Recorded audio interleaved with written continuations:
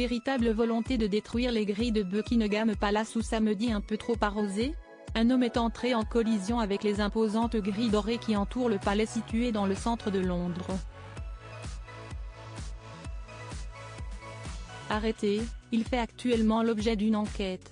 Un homme a tenté de forcer les grilles de Buckingham Palace selon The Sun en fonçant à pleine vitesse avec son véhicule. Les policiers sont intervenus rapidement après que la voiture a percuté les portes d'entrée principales de la résidence royale à Westminster, dans le centre de Londres.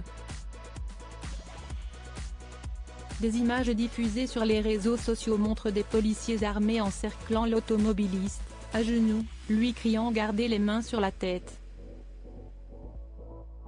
Un porte-parole de la police britannique a déclaré dans la foulée, samedi 9 mars, vers 2h30 du matin, une voiture est entrée en collision avec les grilles du palais de Buckingham.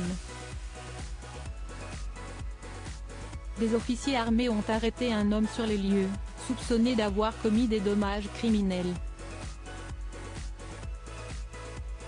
Il a été emmené à l'hôpital. Aucun blessé n'a été signalé. L'enquête se poursuit pour déterminer les circonstances de l'incident. Un témoin de l'incident, qui a souhaité garder l'anonymat, a déclaré qu'il avait assisté à la scène après avoir entendu une forte détonation. Il a déclaré, toujours aux médias The Sun, « J'ai entendu une forte détonation, j'ai regardé et la voiture s'était écrasée sur le palais de Buckingham. La police est arrivée sur les lieux assez rapidement, a sorti l'homme et l'a arrêté. Les grilles du palais sont toujours barricadées à l'heure actuelle, l'incident faisant craindre de potentielles autres menaces. Autant dire qu'en ces temps difficiles pour la monarchie, le roi Charles III se passerait d'une quelconque attaque sur les lieux. D'autres incidents similaires à Buckingham Palace pour rappel, lors d'un autre incident survenu en mai de l'année dernière, un homme avait été arrêté après avoir rejeté des cartouches de fusil de chasse dans l'enceinte du palais de Buckingham.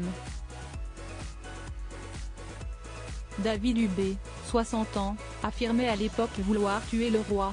Il a été condamné à une peine d'intérêt général de 2 ans, dont 12 mois de traitement de la santé mentale.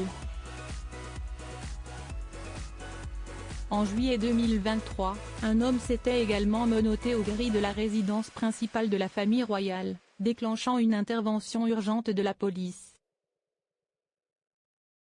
En mai 2022, un homme avait aussi été arrêté pour avoir voulu s'introduire dans l'enceinte du palais. Il avait indiqué vouloir voir la reine au personnel lors de son arrivée. Autant dire que sa volonté n'a pas été exaucée.